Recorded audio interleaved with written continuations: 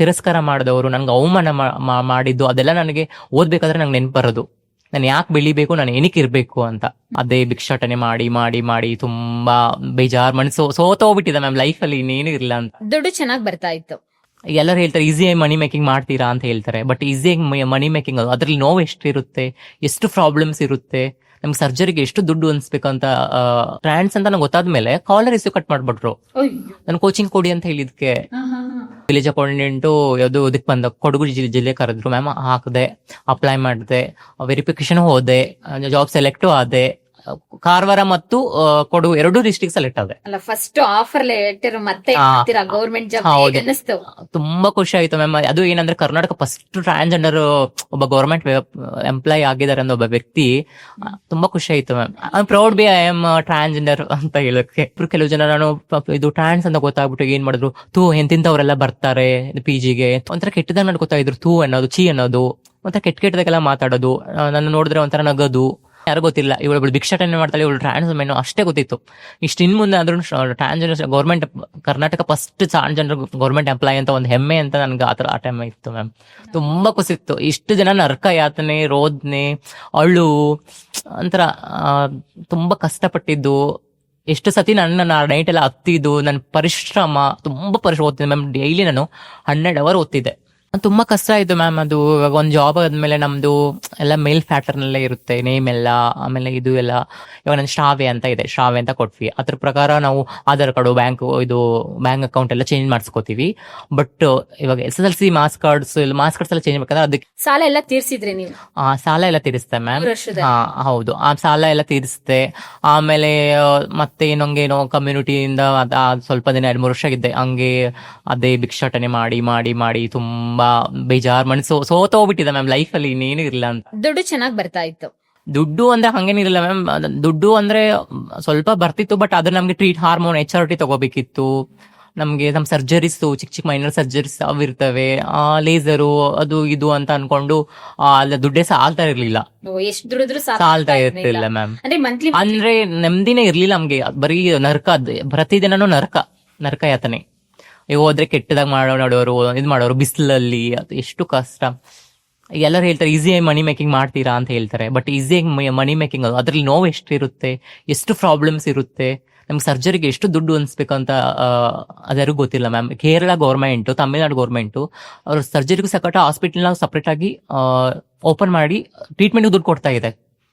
But ನಮ್ಮ ಕರ್ನಾಟಕದಲ್ಲಿ ಒಂದು ಏನು ದುಡಿಯೋಕ್ಕೂ ಸ್ವಾವಲಂಬಿ ಬದುಕಕ್ಕೆ ಕಷ್ಟ ಪಡ್ತಾ ಇದೀವಿ. 3 ವರ್ಷದಲ್ಲಿ ನಿಮ್ಗೆ ಎಜುಕೇಶನ್ ಬ್ರೇಕಪ್ ಆಯ್ತು, ಈ ಕಡೆ ಭಿಕ್ಷಾಟನೆ ಮಾಡ್ತೀರಿ, ಮತ್ತೆ ಓದ್ಬೇಕು ಅಂತ ಅನ್ಸಿದ್ದೆ ಹೇಗೆ? ಯಾವಾಗ ಅಂದ್ರೆ ಮ್ಯಾಮ್, ನಾನು ತುಂಬಾ ಲೈಫಲ್ಲಿ ಒಂಥರ ತುಂಬಾ ನೋವಾಗ್ತಾ ಇತ್ತು. ಕಲೆಕ್ಷನ್ ಹೋದಾಗ ಇದು ಮಾಡಿದಾಗ ನಾನು ಎಜುಕೇಟೆಡ್ ಇದ್ದೀನಿ, ನನ್ಗೆ ಯಾಕೆ ನಾನು ಜಾಬ್ ಮಾಡಬಾರ್ದು, ಯಾಕೆ ನಾನು ಕಾಲ ಮೇಲೆ ನಿಂತ್ಕೋಬಾರ್ದು, ನಾನು ಯಾಕೆ ನಮ್ಮ ಸಮಾಜ, ನಾನು ಸುತ್ತಮುತ್ತಲ ಸಮಾಜಗಳು ನೋಡಿದೆ, ಎಷ್ಟು ಜನ ಸ್ಟಡಿ ಮಾಡಿದವರು ಇದ್ದಾರೆ, ಎಷ್ಟು ಜನ ಬ್ರಿಲಿಯಂಟ್ ಇದ್ದಾರೆ, ಎಷ್ಟು ಜನ ವಯಸ್ಸಿದ್ದಾರೆ, ಎಷ್ಟು ಜನ ಚಿಕ್ಕವು ನನಗೆ ಚಿಕ್ಕವರೆಲ್ಲ ಇದ್ರು. ಇವ್ರು ನಾವ್ ಯಾಕೆ ಇಸ್ ತರ ಕಷ್ಟಪಡ್ತಾ ಇದೀವಿ, ನಾವು ಸಮಾಜಕ್ಕೆ ಏನಾದ್ರು ನಾವು ಉದಾಹರಣೆ ಸೃಷ್ಟಿಸ್ಬೇಕು ಅಂತ ಫುಲ್ ನಾನು ನಿರ್ಧಾರ ಮಾಡಿದೆ ಮ್ಯಾಮ್. ಒಬ್ರು ನನಗೆ ಏನಾದ್ರು ಲೈಕ್ ನೀವು ಬದುಕಕ್ಕೆ ಯೋಗ್ಯತೆ ಇಲ್ಲ, ನೀವು ಸಮಾಜದಲ್ಲಿ ಇರಕ್ಕೆ ಅನರ್ಹರು ಅಂತ ನಂಗೆ ತುಂಬಾ ಕುತ್ಕೊಂಡು 1 ಅವರ್ ಕುತ್ಕೊಂಡು ಅದೇ ಪ್ಲೇಸ್ ಅಲ್ಲಿ. ಆ ಟೈಮಲ್ಲಿ ನಾನು ನಿರ್ಧಾರ ಮಾಡಿದೆ, ನಾನು ಏನೋ ಮಾಡ್ರೆ ಏನೋ ಜಾಬ್ ಮಾಡ್ಲೇಬೇಕು, ನಾನು ಓದಿದ ವ್ಯರ್ಥ ಆಗ್ಬಾರ್ದು, ನಾಳೆ ನಾನು ಇನ್ನೊಬ್ರು ನನ್ನ ತರದವ್ರು ಬರೋರಿಗೆ ಮಾದರಿ ಆಗಿರ್ಬೇಕು.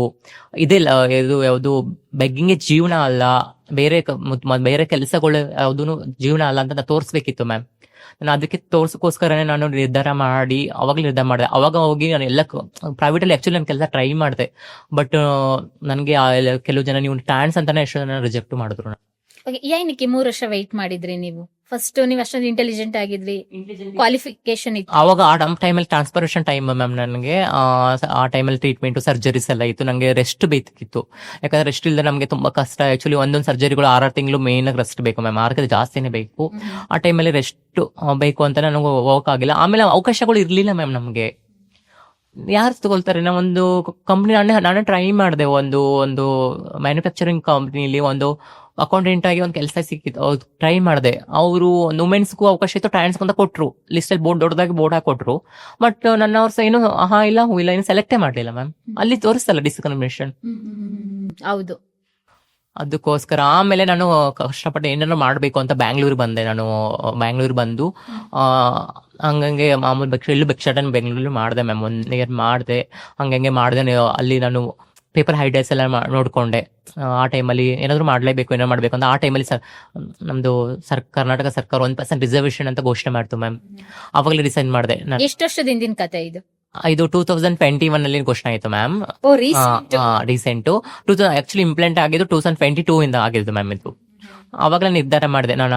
ಆದ್ರೆ ಸಮಾಜ ಸರಿ ಇಲ್ಲ ಅಂತ. ಅಂದ್ರೆ ನೀವು ಬೆಂಗಳೂರಿಗೆ ಬಂದಿದ್ದು? ಹೌದು. ನಾನು ಮುಂಚೆ ಬೇರೆ ಕಡೆ ಇದ್ದೆ, ಕೋಲಾರ, ಮಂಡ್ಯ ಹಂಗಲ್ಲೆಲ್ಲ ಇದ್ದೆ. ಆಮೇಲೆ ನಾನು ಸರ್ಕಾರಿ ಹುದ್ದೆಗೆ ಹಿಡಿಲೇಬೇಕು ಅಂತ ನಿರ್ಧಾರ ಮಾಡಿದೆ ಮ್ಯಾಮ್. ಆ ಟೈಮಲ್ಲಿ ಕರ್ನಾಟಕ ರಿಸರ್ವೇಶನ್ ಕೊಡ್ತು. ಇದು ಭಾರತದ ಫಸ್ಟ್ ನಮ್ಮ ರಾಜ್ಯ ರಿಸರ್ವೇಶನ್ ಕೊಟ್ಟಿದ್ದು. ನನ್ ತುಂಬಾ ಖುಷಿ ಆಯ್ತು. ಅದು PI ಎಲ್ಲ ಹಾಕಿ ನಮ್ಮ ಕಮ್ಯುನಿಟಿ ಅವರು ಅದನ್ನ ಇದು ಮಾಡ್ಕೊಂಡ್ರು, ತಗೊಂಡ್ಮೇಲೆ ನಾನು ಅವಾಗ ಮಾಡಿದೆ ಸರ್ಕಾರಿ ಹುದ್ದೆಗೆ ಹಿಡಿಲೇಬೇಕು, ನಾನು ಅಧಿಕಾರಿ ಆಗ್ಲೇಬೇಕು. ಸಮಾಜದಲ್ಲಿ ವ್ಯವಸ್ಥೆ ಸರಿ ಇಲ್ಲ ಅಂತ ನಂಗೆ ಗೊತ್ತಾಯ್ತು. ಆ ವ್ಯವಸ್ಥೆಯಲ್ಲಿ ನಾವು ಇಳಿದ್ರೆ ಇಡೀ ವ್ಯವಸ್ಥೆ ಸರಿ ಮಾಡಬಹುದು ಅಂತ ನನಗೆ ಅನಿಸ್ತು ಮ್ಯಾಮ್. ಫಸ್ಟ್ ಯಾವ ಎಕ್ಸಾಮ್ ಬರೆದ್ರಿ? ಹೇಗೆ ಪ್ರಿಪರೇಷನ್ ನಡೀತು? ತುಂಬಾ ದಿನ ಆದ್ಮೇಲೆ ಗ್ಯಾಪ್ ಕೊಟ್ಟಿದ್ರಿ ಎಜುಕೇಶನ್ಗೆ, ಮತ್ತೆ ಹೇಗೆಲ್ಲ ರೀಕಾಲ್ ಮಾಡ್ಕೊಂಡಿದ್ದು? ಏನಾದ್ರೂ ಕೋಚಿಂಗ್ ತಗೊಂಡ್ರಾ? ಹೌದು ಮ್ಯಾಮ್, ತುಂಬಾ ಕಷ್ಟ ಆಯ್ತು. ಯಾಕಂದ್ರೆ ನಂಗೆ ಅದು ಸಡನ್ ಆಗಿ ಬಿಟ್ಬಿಟ್ಟು ಹೋದ ತುಂಬಾ ಕಷ್ಟ ಆಗುತ್ತೆ. ನಾನು ತುಂಬಾ ಹೈಲಿ ಬ್ರಿಲಿಯಂಟೆಡ್ ಆಗಿದ್ದೆ ನನ್ನ ಕಾಲೇಜ್ ಟೈಮಲ್ಲಿ, ಹೈಸ್ಕೂಲ್ ಟೈಮಲ್ಲಿ. ಬಟ್ ಆಮೇಲೆ ಎಷ್ಟು 7 to 10 ಅನ್ಸುತ್ತೆ ಮ್ಯಾಮ್. ಆ ಟೈಮಲ್ಲಿ ನನಗೆ ತುಂಬಾ ಯಾವ್ದು ಓದೋದಿಲ್ಲ, ಸ್ಟಡಿಲಿ ಎಲ್ಲ ಬಿಟ್ಬಿಟ್ಟಿದ್ದೆ. ಆ ಟೈಮಲ್ಲಿ ಏನ್ ಮಾಡಿದೆ ನಾನು, ಕೋಚಿಂಗ್ ಪೇಪರ್ ಎಲ್ಲ ನೋಡ್ಕೊಳ್ಳೋದು ಯಾವ್ದು ಕಾಲ್ ಫಾರ್ಮ್ ಆಗುತ್ತಂತ. ಆವಾಗ ನೋಡ್ಕೊಂಡು ನಾನು ಇನ್ಸ್ಟಿಟ್ಯೂಟ್ಗೆಲ್ಲ ಪರಿಚಯ ಮಾಡಿ 2 ಇನ್ಸ್ಟಿಟ್ಯೂಟ್ ನಂದು ಟ್ರಾನ್ಸ್ ಅಂತ ನಂಗೆ ಗೊತ್ತಾದ್ಮೇಲೆ ಕಾಲರ್ ರಿಸೀವ್ ಕಟ್ ಮಾಡ್ಬಿಟ್ರು. ನಾನು ಕೋಚಿಂಗ್ ಕೊಡಿ ಅಂತ ಹೇಳಿದ್ಕೆ. ಅವಾಗ ನಾವೇನ್ ತಪ್ಪು ಮಾಡಿದ್ವಿ? ನಾವು ಸಮಾಜದಲ್ಲಿ ಒಂದು ಬದುಕಬೇಕು ಅಂತ ಫೋನ್ ಮಾಡಿ ಕೇಳಿದ್ರೆ ತಪ್ಪ ಆಯ್ತಾ ಅಂತ. ಯಾವ ಎಕ್ಸಾಮಿಗೆ ಕೋಚಿಂಗ್ ತಗೊಳ್ಳೋದು? ನಾನು ಮ್ಯಾಮ್ KS ಅಂತಾನೆ ಪ್ರಿಪೇರ್ ಆಗ್ತಿದ್ದು. ನನಗೆ ನನ್ನ ಡ್ರೀಮ್ ನಾನು ಒಬ್ಳು AC-ನೋ ಅಥವಾ ಒಂದು DISP-ನೋ ಒಂದು ತಹಶೀಲ್ದಾರ್ ಆಗ್ಬೇಕಂತ ನಂದು ಚಿಕ್ಕ ವಯಸ್ಸಿನ ಡ್ರೀಮ್ ಮ್ಯಾಮ್. ಸಿವಿಲ್ ಸರ್ವಿಸ್ ಮಾಡ್ಬೇಕು. ಯಾಕಂದ್ರೆ ಆ ಜಾಬ್ ಅಲ್ಲಿ ಸಿವಿಲ್ ಸರ್ವಿಸ್ ಅಂದ್ರೆ ಸಾಮಾಜಿಕವಾಗಿ ನಾವು ಕೆಲಸ ಮಾಡುವಂತ ಯಾವ ಜಾಬ್ ಅಲ್ಲಿ ಸಿಗಲ್ಲ ಮ್ಯಾಮ್. ನಂಗೆ ತುಂಬಾ ಆಸೆ ಇದೆ, ನೋಡೋಣ ಮ್ಯಾಮ್. ನಾನು KS ಎಕ್ಸಾಮ್ ಬರ್ತಿದ್ದೀನಿ, ಪ್ರಿಲಿಮಿನರಿ ಕ್ಲಿಯರ್ ಮಾಡಿ ಮೇನ್ಸ್ ಬರ್ತಿದ್ದೀನಿ. ಅದಕ್ಕೆ ನಾನು ಅಡ್ಮಿಷನ್ ಆದೆ ಒಂದ್ ಕಡೆ ಇನ್ಸ್ಟಿಟ್ಯೂಟ್, ತುಂಬಾ ಒಳ್ಳೆ ಇನ್ಸ್ಟಿಟ್ಯೂಟ್ ಸರ್, ತುಂಬಾ ಸಪೋರ್ಟ್ ಕೊಟ್ಟು ಆ ಟೈಮಲ್ಲಿ ನಾನು ಕಮ್ಯುನಿಟಿಯಿಂದ ಹೋಗೋದು ಬರೋದು ಮನೆಯಿಂದ ಹಂಗೆಲ್ಲ ಮಾಡ್ತಾ ಇದ್ದೆ. ನಂಗೆ ತುಂಬಾ ಕಷ್ಟ ಆಗ್ತಿತ್ತು, ಡೆಡಿಕೇಶನ್ ಮಾಡಕ್ ಆಗ್ತಿಲ್ಲ. ಈಗ ಸರ್ಕಾರಿ ಉದ್ಯೋಗ ಅಂದ್ರೆ ಒಂದ್ ಸಾಗರ ತರ ಇದ್ದಂಗೆ ಮ್ಯಾಮ್. ಆ ಸಾಗರದಲ್ಲಿ ಮುತ್ತು ಹರಳುಗಳು ಹುಡುಕುತ್ತಷ್ಟೇ ಕಷ್ಟ. ಆ ಟೈಮಲ್ಲಿ ಉಳ್ಬೇಕಾದ್ರೆ ನಾನು ಡಿಸೈಡ್ ಮಾಡಿದೆ, ನಾನು ಒಂದು ಅಲ್ಲಿ ಸ್ಟೇ ಆಗ್ಬಿಟ್ಟು ಓದೋಣ ಅಂತ ವಿಜಯನಗರದಲ್ಲಿ, ಬ್ಯಾಂಗ್ಳೂರಲ್ಲಿ. ಅಲ್ಲಿ ಇಲ್ಲೊಂದು ಪ್ರಾಬ್ಲಮ್ ನನಗೆ. ಓದ್ಬಿಟ್ಟು ಅಲ್ಲಿ ಸಪ್ರೇಟ್ ರೂಮ್ ಯಾರು ಕೊಡಲ್ಲ ಅಂತ ನಾನು ಗರ್ಲ್ಸ್ ಫೀಜಲ್ಲಿ ಸ್ಟೇ ಆದೆ. ಗರ್ಲ್ಸ್ ಫೀಜಲ್ಲಿ ಅವರು ನನ್ನ ವುಮೆನ್ ಅಂತ ಡಿಪೆಂಡ್ ಮಾಡ್ಕೋತೀನಿ ಮ್ಯಾಮ್. ನಾನು ಒಮ್ಮೆನೆ ಸರ್ಜರಿ ಆಗಿ ನಾನು ಫೀಮೇಲ್ ಆಗಿದ್ದೀನಿ. ಅಲ್ಲಿ ಒಬ್ರು ಕೆಲವು ಜನ ನಾನು ಇದು ಟ್ರಾನ್ಸ್ ಅಂತ ಗೊತ್ತಾಗ್ಬಿಟ್ಟು ಏನ್ ಮಾಡಿದ್ರು, ಎಂತಿಂತವ್ರೆಲ್ಲ ಬರ್ತಾರೆ PGಗೆ, ಎಂತಿಂತವ್ರೆಲ್ಲ ಬರ್ತಾರೆ ಅಂತ ಫುಲ್ಲು ಓನರ್ ಹತ್ರ ಫುಲ್ಲು ಎಲ್ಲ ನನ್ನ ಬಗ್ಗೆ ಕಂಪ್ಲೇಂಟ್ ಮಾಡಿದ್ರು ಮ್ಯಾಮ್. ನಾನು ಏನೋ ಅವ್ರ ಜೊತೆ ಚೆನ್ನಾಗಿ ಆಕ್ಚುಲಿ ಇದ್ರೆ ಸಪ್ರೇಟ್ ರೂಮ್ ಆಕ್ಚುಲಿ ನಂದಿದ್ದು. ಒಂಥರ ಕೆಟ್ಟದಾಗ ನಡ್ಕೋತಾ ಇದ್ರು, ಅನ್ನೋದು, ಚೀ ಅನ್ನೋದು, ಒಂಥರ ಕೆಟ್ಟದಾಗೆಲ್ಲ ಮಾತಾಡೋದು, ನನ್ನ ನೋಡಿದ್ರೆ ಒಂಥರ ನಗೋದು, ಲೈಕ್ ಒಂಥರ ಗೇಲಿ ಮಾಡೋ ಹುಡುಗಿರ್ ಮಾಡಿದ್ದು. ಅವ್ರು ಆಕ್ಚುಲಿ ತುಂಬಾ ಮೆಚುರಿಟಿ ಇರೋರು, ಜಾಬ್ ಮಾಡ್ತಾ ಇರೋರು, ಸ್ಟಡಿ ಮಾಡ್ತಾ ಇರೋ, educated, they all are educated ma'am. ಅಂದ್ರೆ ಮೈಂಡ್ ಸೆಟ್ ಶೋ ಆಗ್ತಿತ್ತು. ಆಮೇಲೆ ಅವ್ರ PG ಇಮಿಡಿಯೇಟ್ ಆಗಿ ಖಾಲಿ ಮಾಡ್ಬೇಕಮ್ಮ, ನೀನು ಇರಂಗಿಲ್ಲ, ಯಾರು ಇರಂಗಿಲ್ಲ, ಟ್ರಾನ್ಸ್ ಅಂತ ನಾವು ಯಾರು ಕೊಡಲ್ಲ ಅಂತ ಅಂದ್ರು. ನಾನು ಟ್ರಾನ್ಸ್ ಅಂತ ನಾನು ಒಮ್ಮೆ ನನ್ನ ಐಡೆಂಟಿಫೈ ಮೂವ್ಮೆಂಟ್, ನನ್ನ ಹತ್ರ ಮೆಡಿಕಲ್ ಟೆಸ್ಟ್ಸ್ ಇದೆ ಬೇಕಾ ಹಾಸ್ಪಿಟ್ಲಿಗೆ ಹೋಗೋಣ ಬನ್ನಿ ಅಂತ ಅಂದೆ. ನಾನು ಟ್ರಾನ್ಸ್ ಒಮ್ಮೆನ್ ಇದ್ದೀನಿ, ಯಾಕೆ ನೀವು ಜೆಂಡರ್ ಯಾಕೆ ಬಯಸ್ ಮಾಡ್ತೀರಾ, ನನ್ನ ಗುರ್ಸ್ಕೋದು ಹೆಣ್ಣು ಅಂತ. ನಾನು ಇಲ್ಲ, ನೀವು ಬೇರೆ ಏನಾದ್ರು ಕಾರಣ ಕೊಟ್ರೆ ನಾನು ಖಂಡಿತ ಖಾಲಿ ಮಾಡ್ತೀನಿ. ನೀವು ಜೆಂಡರ್ ಒಂದು ಲಿಂಗ ನೀವು ಟ್ರಾನ್ಸ್ ಅಂತ ಅಂದ್ರೆ ಖಾಲಿ ಮಾಡ್ಬೇಕಂದ್ರೆ ಖಂಡಿತ ನಾನು ಮಾಡಲ್ಲ ಅಂತಾನೆ ಹೇಳ್ದೆ ಮ್ಯಾಮ್. ನೀವು ವಾದ ಮಾಡಿದ್ರಿ? ವಾದ ಮಾಡಿದೆ. ಯಾಕಂದ್ರೆ ಬೇರೆ ಏನಾದ್ರು ರೀಸನ್ ಕೊಟ್ಟಿದ್ರೆ ಬಿಡ್ತಿದ್ನೇನೋ, ಬಟ್ ಅವ್ರ ಜೆಂಡರ್ಗೋಸ್ಕರ ನೀವು ಮಾಡ್ತಾ ಇದ್ದಾರೆ ಅಂತ ನಾನು ಅಲ್ಲೇ ಹಠ ಮಾಡಿ ಕುತ್ಕೊಂಡೆ. ನಾನು ಹೋಗಲ್ಲ, ನೀವು ಪೊಲೀಸ್ ಸ್ಟೇಷನ್ ಕಂಪ್ಲೀಟ್ ಕೊಡಿ ನನ್ಗೆ ಕೊಡ್ದೆ, ಯಾಕಂದ್ರೆ ನೀವು ಲಿಂಗ ತಾರತಮ್ಯ ಮಾಡ್ತಾ ಇದ್ದೀರಾ ಅಂತ ನಾನು ಬಲವಾಗಿ ಅಲ್ಲೇ ಖಂಡಿಸಿ ಅಲ್ಲೇ ನಿಂತ್ಕೊಂಡೆ ಮ್ಯಾಮ್. ಅಲ್ಲೇ ವಾಯ್ಸ್ ರೈಸ್ ಮಾಡಿದ್ರಿ? ವಾಯ್ಸ್ ತುಂಬಾ ನೋವು, ಎಮೋಷನ್ ಆಗ್ತಿತ್ತು. ನನ್ನ ಫ್ರೆಂಡ್ಸ್ ಎಲ್ಲ ಇದ್ರು, ನಾನು ತುಂಬಾ ಸಪೋರ್ಟ್ ಮಾಡಿದ್ರು. ನನ್ಗೆ ಕೆಲವು ಜನ ನಮ್ಮ ಇನ್ಸ್ಟಿಟ್ಯೂಟ್ ಎಲ್ಲ ಸಪೋರ್ಟ್ ಮಾಡಿದ್ರು. ಬೇರೆ ಕಾರಣಗೋಸ್ಕರ ನೀನು ಹೋದ್ರೆ ಇವತ್ತು ಆ PGಯಿಂದ ಬಿಟ್ಟು ಬೇರೆ PGಗೆ ಹೋದ್ರೆ, ಬೇರೆದವ್ರು ಕರೆದ್ರು ಆಕ್ಚುಲಿ ನಂಗೆ ಆ ಟೈಮಲ್ಲಿ. ಅದ್ ನಾಳೆ ಇವತ್ತು ನಿಂಗೆ ಅದೇ ಅಣ್ಣಯ್ಯ ಬೇರೆದ್ರು ಆಗಲ್ಲ ಅಂತ ಹೆಂಗ್ ಗ್ಯಾರಂಟಿ? ಅಂಬೇಡ್ಕರ್ ಹೇಳಿದಾರಲ್ವಾ, ಎಲ್ಲಿ ನಮ್ಗೆ ಅನ್ಯಾಯ ಅಲ್ಲಿ ಹೋರಾಟ ಮಾಡ್ಬೇಕು, ನಾನು ಅಲ್ಲೇ ಡಿಸೈಡ್ ಮಾಡಿದೆ, ನಾನು ಅಲ್ಲೇ ಇರ್ತೀನಿ ಅಲ್ಲೇ ಅಂತ ಅಂದ್ಬಿಟ್ಟು ಮತ್ತೆ ಬೇರೆ ಸಪ್ರೇಟ್ ಕೊಟ್ಬಿಟ್ಟು ರೂಮ್ ಕೊಟ್ಬಿಟ್ಟು 1 ವರ್ಷ ಇದ್ದೆ ನಾನು PG ಆಕ್ಚುಲಿ ಬ್ಯಾಂಗ್ಳೂರಲ್ಲಿ. ಒಂದ್ ವರ್ಷ ಮೈಂಡ್ ಸೆಟ್ ಹುಡುಗಿರ್ ಜೊತೆ. Oh ಹಾ my ಮ್ಯಾಮ್, God. ನನಗೆ ಏನದು ಡಿಫ್ರೆನ್ಸ್, ನನಗೂ ಅವ್ರು ಏನ್ ಡಿಫ್ರೆನ್ಸ್ ಅಂತ ಅನಿಸ್ತಿಲ್ಲ. ಇವಾಗ ನಾನು ಹೆಣ್ಣು, ಅವಳು ಹೆಣ್ಣು ಅಷ್ಟೇ ಅಲ್ಲಿ ಇರೋದು, ನಂಗೆ ಬೇರೆ ಏನು ಇರಲಿಲ್ಲ. ನನಗೆ ಮೂಲ ಉದ್ದೇಶ ಇರೋದು ನಾನು ಎಕ್ಸಾಮ್ ಮಾಡ್ಬೇಕು, ಓದ್ಬೇಕು ಅಂತ. ಆ ಟೈಮಲ್ಲಿ ಲೈಬ್ರರಿ ಎಲ್ಲ ಮಾಡ್ಕೊಂಡು ನಾನು ಒನ್ ಜಾಬ್ಗೇನು ಹೋಗ್ತಾ ಇರ್ಲಿಲ್ಲ. ಜಾಬ್ ಇಲ್ಲ ಮ್ಯಾಮ್, ಏನೂ ಹೋಗ್ತಾ ಇರ್ಲಿಲ್ಲ. ಓಕೆ, ಸೇವಿಂಗ್ಸ್ ಸ್ವಲ್ಪ ಸೇವಿಂಗ್ಸ್ ಸ್ವಲ್ಪ ಇಟ್ಕೊಂಡಿದ್ದೆ ನಾನು. ಆಮೇಲೆ ಸ್ಕಾಲರ್ಶಿಪ್ ಎಲ್ಲ ಟ್ರೈ ಮಾಡಿದ್ದೆ, ಅದು ಚಿಕ್ಕ ಪುಟ್ಟವೆಲ್ಲ ಆಯ್ತು, ಹಂಗೆ ಅಡ್ಜಸ್ಟ್ ಮಾಡ್ಕೊಂಡು. ಸ್ಕಾಲರ್ಶಿಪ್ ಯಾವ ಬೇಸ್ಡ್ ಮೇಲೆ ಸಿಗ್ತಾ ಇತ್ತು? ನಂಗೆ PUC ಎಲ್ಲ ಮಾಡಿದ್ದೆ ಮ್ಯಾಮ್, ಅಂದ್ರೆ ಎಕ್ಸಾಮ್ ಬರೀತಿದ್ದೆ ನಾನು, ಯಾವ್ದಾದ್ರು ಟೆಸ್ಟ್ಗಳು ಲೈಕ್ ಇವೆಲ್ಲ ದುಡ್ಡಿಟ್ಟಿದ್ದು, ಪ್ರಬಂಧ ಸ್ಪರ್ಧೆ ಇದ್ರೆ ಹೋಗಿ ಪ್ರಬಂಧ ಬರೆಯೋದು, ದುಡ್ಡು ಇಟ್ಕೊಂಡ್ಬರೋದು, ಓಕೆ. ಒಂದು ಚರ್ಚೆ ಸ್ಪರ್ಧೆ ಹೋಗೋದು ಮಾಡೋದು, ಆತರ ಮಾಡ್ತಿದ್ವಿ. ಆಮೇಲೆ ನಮ್ಮ ಕಮ್ಯುನಿಟಿಲಿ ಸ್ವಲ್ಪ ನಾನು ಅದೇ ಭಿಕ್ಷಾಟನೆ ಮಾಡಿ ಸ್ವಲ್ಪ ಸ್ವಲ್ಪ ಅದೆಲ್ಲ ದುಡ್ಡು ಮಾಡಿ ಇಟ್ಕೊಂಡಿದ್ದೆ, ಹಂಗೆ ಕಂಪ್ಲೀಟ್ ಮಾಡಿದೆ. ಹಂಗೆ ಫ್ರೆಂಡ್ಸ್ ಯಾರಾದ್ರು ಸ್ವಲ್ಪ ದುಡ್ಡು ಕೊಡೋರು, ನನ್ನ ಫ್ರೆಂಡ್ಸ್, ರಿಯಲ್ ಫ್ರೆಂಡ್ಸ್ ಇರ್ತಾರಲ್ಲ, ಒಂದ್ 5,000 3,000 ಆ ತರನೋ, ಅವರೆಲ್ಲ ಸ್ವಲ್ಪ ಕಷ್ಟದಲ್ಲಿ ಹೆಲ್ಪ್ ಮಾಡಿದಾರೆಲ್ಲ. ಹಂಗೆ ಮಾಡ್ಕೊಂಡ್ಬಿಟ್ಟು ನಾನು ಎಷ್ಟು 2 years ಆಯ್ತು ಮ್ಯಾಮ್ ಅಲ್ಲೇ, ಅಂದ್ರೆ 1 ವರ್ಷ PG ಇದು, 1 ವರ್ಷ ನಾನು ಕಮ್ಯುನಿಟಿ ಓದ್ಕೊಂಡು ಓದ್ತಾ ಇದ್ದೆ. ಹಂಗೆ ಓದ್ತೆ 1 ವರ್ಷ ಆಯ್ತು. ಆಮೇಲೆ ಅಷ್ಟೊತ್ತಿನ ವಿಲೇಜ್ ಅಕೌಂಟೆಂಟು ಯಾವ್ದು ಇದಕ್ಕೆ ಬಂದ, ಕೊಡಗು ಜಿಲ್ಲೆ ಕರೆದ್ರು ಮ್ಯಾಮ್, ಹಾಕಿದೆ, ಅಪ್ಲೈ ಮಾಡಿದೆ, ವೆರಿಫಿಕೇಶನ್ ಹೋದೆ, ಜಾಬ್ ಸೆಲೆಕ್ಟು ಆದೆ. ಕಾರವಾರ ಮತ್ತು ಕೊಡಗು 2 ಡಿಸ್ಟ್ರಿಕ್ಟ್ ಸೆಲೆಕ್ಟ್ ಆದೆ. ಅಲ್ಲ, ಫಸ್ಟ್ ಆಫರ್ ಲೆಟರ್ ಮತ್ತೆ ಗವರ್ಮೆಂಟ್ ಜಾಬ್ ಅನ್ನಿಸ್ತು. ತುಂಬಾ ಖುಷಿ ಆಯ್ತು ಮ್ಯಾಮ್. ಅದು ಏನಂದ್ರೆ ಕರ್ನಾಟಕ ಫಸ್ಟ್ ಟ್ರಾನ್ಸ್ಜೆಂಡರ್ ಒಬ್ಬ ಗವರ್ಮೆಂಟ್ ಎಂಪ್ಲಾಯ್ ಆಗಿದ್ದಾರೆ ಅನ್ನೋ ಒಬ್ಬ ವ್ಯಕ್ತಿ, ತುಂಬಾ ಖುಷಿ ಆಯ್ತು ma'am. I am proud B I am transgender ಅಂತ ಹೇಳಕ್ಕೆ. ಈ ನಡುವೆ ನಿಮ್ದು ಡಾಕ್ಯುಮೆಂಟ್ ಎಲ್ಲ ಚೇಂಜ್ ಆಗ್ಬೇಕಲ್ಲ. ಸಾಮಾನ್ಯವಾಗಿ ನಾರ್ಮಲ್ ಆಗಿರೋರೆ ಗೌರ್ಮೆಂಟ್ ಜಾಬ್ಗೆ ಸೆಲೆಕ್ಷನ್ ಆದಾಗ ಡಾಕ್ಯುಮೆಂಟ್ ಪಕ್ಕಾ ಇರಬೇಕು, ವೆರಿಫಿಕೇಶನ್ ಎಷ್ಟು ಪ್ರೋಸೆಸ್ ನಡೆಯುತ್ತೆ, 2-3 ವರ್ಷ ಗಂಟ ನಡೆಯುತ್ತೆ. ನಿಮ್ದೆಲ್ಲ ಡಾಕ್ಯುಮೆಂಟ್ ಎಲ್ಲ ಹೆಂಗೆ ಚೇಂಜ್ ಮಾಡ್ಕೊಂಡ್ರಿ? ಅದೇನ್ ಕಷ್ಟ ಆಗ್ನಿಲ್ವಾ? ತುಂಬಾ ಕಷ್ಟ ಆಯ್ತು ಮ್ಯಾಮ್. ಅದು ಇವಾಗ ಒಂದು ಜಾಬ್ ಆದ್ಮೇಲೆ ನಮ್ದು ಎಲ್ಲ ಮೇಲ್ ಪ್ಯಾಟರ್ನ್ ಎಲ್ಲ ಇರುತ್ತೆ, ನೇಮ್ ಎಲ್ಲ, ಆಮೇಲೆ ಇದು ಎಲ್ಲ. ಅದಕ್ಕೆ ನಾವು ಈಗ 2019 ಅಲ್ಲಿ ಸೆಂಟ್ರಲ್ ಗೌರ್ಮೆಂಟ್ ಒಂದು ಆಕ್ಟ್ ಟ್ರಾನ್ಸ್ಜೆಂಡರ್ ಪ್ರೊಟೆಕ್ಷನ್ ಆಕ್ಟ್ ಅಂತ ಒಂದು ಇದೆ. ಅದ್ರ ಪ್ರಕಾರ ನಮಗೆ ಜಿಲ್ಲಾ ಮ್ಯಾಸ್ಟೆಕ್ ಅಂದ್ರೆ ಜಿಲ್ಲಾ ಡಿಸ್ಟ್ರಿಕ್ಟ್ DC ಅವರು ನಮಗೆ ಒಂದು ಸರ್ಟಿಫಿಕೇಟ್ ಕೊಡ್ತಾರೆ, ಇವರು ಟ್ರಾನ್ಸ್ಜೆಂಡರ್ ವ್ಯಕ್ತಿ ಅಂತ, ರೂಲ್ 5 ಪ್ರಕಾರ. ಅದರಲ್ಲಿ ನಾನು ತಗೊಂಡೆ. ಅದರಲ್ಲಿ ನೇಮ್ ನಮ್ದು ಏನ್ ಕೊಡ್ತೀವಲ್ಲ ಅದೇ ಇರುತ್ತೆ. ಅಂದ್ರೆ ಇವಾಗ ನಮ್ದು ಒಂದು ನೇಮ್ ಅಂತ ಇಟ್ಕೊಂಡಿರ್ತೀವಲ್ಲ ಮ್ಯಾಮ್ ನಾವು, ಇವಾಗ ನನ್ನ ಶ್ರಾವ್ಯ ಅಂತ ಇದೆ, ಶ್ರಾವ್ಯ ಅಂತ ಕೊಟ್ವಿ. ಅದ್ರ ಪ್ರಕಾರ ನಾವು ಆಧಾರ್ ಕಾರ್ಡು, ಬ್ಯಾಂಕ್ ಅಕೌಂಟ್ ಎಲ್ಲ ಚೇಂಜ್ ಮಾಡಿಸ್ಕೋತೀವಿ. ಬಟ್ ಇವಾಗ SSLC ಮಾರ್ಕ್ಸ್ ಕಾರ್ಡ್ಸ್ ಎಲ್ಲ ಚೇಂಜ್ ಮಾಡ್ಬೇಕಂದ್ರೆ ಅದಕ್ಕೆ ಗೆಜೆಟ್ ಆಗ್ಬೇಕು ಮ್ಯಾಮ್. ಗೆಜೆಟ್ ಅಂದ್ರೆ ಲೈಕ್ ಒಂದು ನೇಮ್ ಚೇಂಜ್ ಮಾಡ್ಕೋಬೇಕಂದ್ರೆ ಯೂಶುವಲ್ ಎಲ್ಲರಿಗೂ ಕಾಮನ್ ತರ ನಮಗೂ ಇದು ಗೆಜೆಟ್ ಮಾಡಿಸಿ ಪೇಪರ್ ನೋಟಿಫಿಕೇಶನ್ ಹೊಡಿಸ್ಬೇಕು ಕೋರ್ಟಿಂದ. ಅದು ಸ್ವಲ್ಪ ಕಷ್ಟ ಆಯ್ತು ನನಗೆ ಆ ಟೈಮಲ್ಲಿ. ಬಟ್ ನನಗೆ ಮುಂಚೆನೆ ನಂಗೆ ಗೊತ್ತಿತ್ತಲ್ಲ ಈ ತರ ಆಗ್ತಂತ, ಅವಾಗಲೇ ಆಲ್ಮೋಸ್ಟ್ ಎಲ್ಲ ಚೇಂಜ್ ಮಾಡಿಸಿದ್ದೆ ಮ್ಯಾಮ್. ಎಲ್ಲ ಡಾಕ್ಯುಮೆಂಟ್ ಎಲ್ಲ ಸ್ವಲ್ಪ ಅದು ಪ್ರಾಬ್ಲಮ್ ಆಯ್ತು. ಒಂದು ನಮ್ದು ಸ್ಯಾಲ್ರಿ ಮಾಡುವಾಗ್ಲೂ ಸ್ವಲ್ಪ HRMS ಅಲ್ಲಿ ಅವಾಗ ಟ್ರಾನ್ಸ್ಜೆಂಡರ್ ಆಪ್ಷನ್ಸ್ ಇರ್ಲಿಲ್ಲ. ಆಮೇಲೆ ಇದು ನಮ್ದು K2 ಟ್ರೆಜರಿ ಬಿಲ್ ಮಾಡ್ತಾರೆ, ಅವಾಗ್ಲೂ ಪ್ರಾಬ್ಲಮ್ ಇಲ್ಲ. ಅವೆಲ್ಲ ಆಗಿ ಅದಕ್ಕೂ ಸ್ವಲ್ಪ ಆಯ್ತು. ಪ್ರತಿ ಟ್ರಾನ್ಸ್ಜೆಂಡರ್ ವ್ಯಕ್ತಿ ಅಂದ್ರೆ ಪ್ರತಿ ಕ್ಷಣ, ಪ್ರತಿ ನಿಮಿಷ, ಪ್ರತಿ ಸೆಕೆಂಡ್ ಫೈಟ್ ಮಾಡ್ಬೇಕು ಮ್ಯಾಮ್ ಅವ್ರ ಲೈಫ್ಗೋಸ್ಕರ. ಅದೇ ಟ್ರಾನ್ಸ್ಜೆಂಡರ್ ಜೀವನ. ಅಂತಿಂತೂ ಡಾಕ್ಯುಮೆಂಟ್ ಎಲ್ಲ ಪಕ್ಕಾ ಆಯ್ತು. ಅದಾದ ನಂತರ ಎಕ್ಸಾಮ್ ಬರೆದ್ರಿ, ರಿಸಲ್ಟ್ ಬಂತು, ಪಾಸು ಆದ್ರಿ, ಇಂಟರ್ವ್ಯೂ ಕೊಟ್ರಿ, ಫಸ್ಟ್ ಆಫರ್ ಲೆಟರ್ ಬರುತ್ತೆ ಕೈಗೆ. ಹೌದು, ತುಂಬಾ ಖುಷಿ ಆಯ್ತು. ನನ್ನ ಲೈಫ್ ಇಷ್ಟು ನರಕ ಯಾತನೆ ಇವಾಗಾದ್ರೂ ಮುಗಿತಲ್ಲಪ್ಪ, ನನ್ನ ಲೈಫ್ ಇವಾಗ ಚೆನ್ನಾಗಿರ್ಬೋದಲ್ಲಪ್ಪ. ಸಮಾಜದಲ್ಲಿ ಶ್ರಾವ್ಯ ಇಷ್ಟು ದಿನ ಯಾರು ಗೊತ್ತಿಲ್ಲ, ಇವಳು ಭಿಕ್ಷಾಟನೆ ಮಾಡ್ತಾಳೆ, ಇವಳು ಟ್ರಾನ್ಸ್ಮೆನ್ ಅಷ್ಟೇ ಗೊತ್ತಿತ್ತು.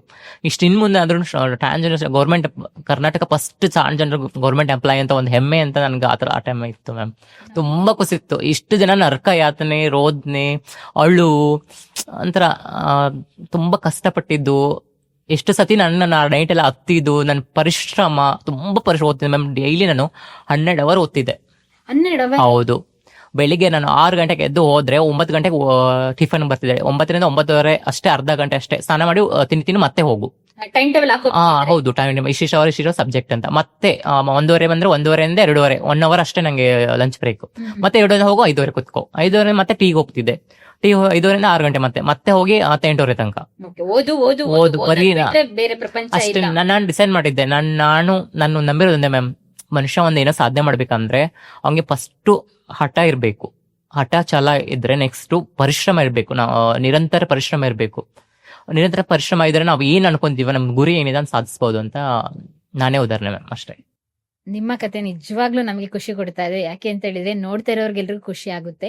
ಕರ್ನಾಟಕದ ಮೊದಲ ಮಂಗಳಮುಖಿ ಮಹಿಳೆ ಸರ್ಕಾರಿ ಉದ್ಯೋಗವನ್ನು ಪಡೆದಿದ್ದು ಅಂತ ಹೇಳಿದ್ರೆ ನಿಜವಾಗ್ಲೂ ಖುಷಿನೇ. ಅದ್ರ ಜೊತೆಗೆ ನಿಮ್ದು ಇದೆಯಲ್ಲ ಹಠಾಚಲ ಅನ್ನೋದು, ಸಾಕಷ್ಟು ಜನ ಗೌರ್ಮೆಂಟ್ ಜಾಬಿಗೆ ಅಪ್ಲೈ ಮಾಡ್ತಾರೆ, ಆದ್ರೆ ಸಿದ್ಧತೆಗಳಲ್ಲಿ ಎಷ್ಟು ಕೊರತೆ ಇರುತ್ತೆ. ಸುಮ್ನೆ ಎಕ್ಸಾಮ್ ಬರೆಯಕ್ ಹೋಗೋದು, ರಿಸಲ್ಟ್ ಬರಲ್ಲ ಅಂತ ಹೇಳುದು, ಕಟ್ ಆಫ್ ಅಷ್ಟಕ್ಕೆ ನಿಲ್ಸಿದ್ದಾರೆ ಅಂತ ಹೇಳೋದು. ಆದ್ರೆ ನಿಮ್ಗೆ ಒಂದಲ್ಲ ಎರಡಲ್ಲ 5 ಜಾಬ್ ಸಿಕ್ತು. ಯಾಕೆ ಅಂತ ಹೇಳಿದ್ರೆ ನೀವು ಅಷ್ಟು ಸಿದ್ಧತೆಯಿಂದ ತಯಾರಾದ್ರಿ. ಅದೇ ಮನಸ್ಸಿದ್ದರೆ ಮಾರ್ಗ ಅಂತಾರಲ್ಲ ಮ್ಯಾಮ್, ಅದೇ ಮನಸ್ಸು ಮಾಡಬೇಕು ಅಷ್ಟೇ. ನಮ್ಮ ಸಮುದಾಯದವರು ಅಪಾಯಿಂಟ್ಮೆಂಟ್ ಪ್ರೊಸೆಸಿಂಗ್ ಅಲ್ಲಿ ತುಂಬಾ ಲೋಪದೋಷಗಳಿದಾವೆ. ಒಂದು ನೇಮಕಾತಿ ಮಾಡ್ಕೋಬೇಕಂದ್ರೆ ಹಲವಾರು ದೋಷಗಳಿದಾವೆ. ಅದರಲ್ಲಿ ಇನ್ನೇನೋ ಇದನ್ನು ತುಂಬಾ ತುಂಬಾ ತುಂಬಾ ಚೇಂಜಸ್ ಆಗಬೇಕು ನಮ್ದು ಅಪಾಯಿಂಟ್ಮೆಂಟ್ ರಿಕ್ವೈರ್ಮೆಂಟು. ಬಟ್ ಅದರಲ್ಲಿ ನಾವು ಅದೇ ಮನಸ್ಸಿರ್ಬೇಕು ಮ್ಯಾಮ್, ಹಠ ಇರಬೇಕು, ಛಲ ಇರಬೇಕು, ಪ್ರಯತ್ನ ಇರಬೇಕು. ಖಂಡಿತ ಹಾಗೆ ಆಗ್ತೀವಿ ಮ್ಯಾಮ್. ಯಾಕಂದ್ರೆ ನನಗೆ ನನ್ನ ಮುಂದೆ ನನ್ನ ಕಷ್ಟ, ನನ್ನ ನೋವು, ನನ್ನ ಇದು ತಿರಸ್ಕಾರ ಮಾಡಿದವರು, ನಂಗೆ ಅವಮಾನ ಮಾಡಿದ್ದು, ಅದೆಲ್ಲ ನನಗೆ ಓದ್ಬೇಕಾದ್ರೆ ನಂಗೆ ನೆನ್ಪು ಬರೋದು. ನಾನು ಯಾಕೆ ಬೆಳಿಬೇಕು, ನಾನು ಏನಕ್ಕೆ ಇರ್ಬೇಕು ಅಂತ. ಇವಾಗ ನಮ್ಮ ಸರ್ಕಾರಿ ಹುದ್ದೆ ಆಗಿದ್ರೆ ನನ್ಗೆ ಇಡೀ ನನ್ನ ಲೈಫ್ ತುಂಬಾ ಅದು ನಂಗೆ ಜೀವನ ಕೊಡುತ್ತು, ನಂಗೆ ಹೆಸರು ಕೊಡುತ್ತೆ. ಇವಾಗ ನಮ್ಗೆ ಯಾರು ತಿರಸ್ಕಾರ ಆತಾರಲ್ಲ ಅವ್ರ ಹತ್ರ ಇವಾಗ ನನಗೆ ಇವಾಗ ಯಾರಾದ್ರೂ ಇವಾಗ ಬೈತೀರಾ, ಯಾಕೆ ನಾನು ಬೈತೀರಾ, ನಾನು ಇವಾಗ ಗೌರ್ಮೆಂಟ್ ಎಂಪ್ಲಾಯ್ ಅಂತ ಹೇಳ್ಕೋಬಹುದಲ್ವಾ. ಇವಾಗ ನಮ್ಗೆ ತಿರಸ್ಕಾರ ಪರವಾಗಿಲ್ಲ, ನಾನು ಟ್ರಾನ್ಸ್ಜೆಂಡರ್ ಆಗಿದ್ದೀನಿ, ನಾನು ಒಬ್ಬ ಸ್ವಂತ ಕಾಲ ಮೇಲೆ ತಾವೇ ಸ್ವಾವಲಂಬಿಯಾಗಿ ಜೀವನ ಮಾಡ್ತಾ ಹೌದು, ಇದ್ದಾರೆ. ಹೌದು, ಯಾವತ್ತೇ ಹೌದು. ಸಮಾಜದಲ್ಲಿ ಯಾವ್ದೋ ಒಂದು ಕೆಟ್ಟ ಕೆಲಸ ಮಾಡ್ತಾ ಇಲ್ಲ ನೀವು, ಸೆಕ್ಸೋ ಅಥವಾ ಭಿಕ್ಷಾಟನೆ ಹೌದು. ಏನು ಮಾಡ್ತಾ ಇಲ್ಲ.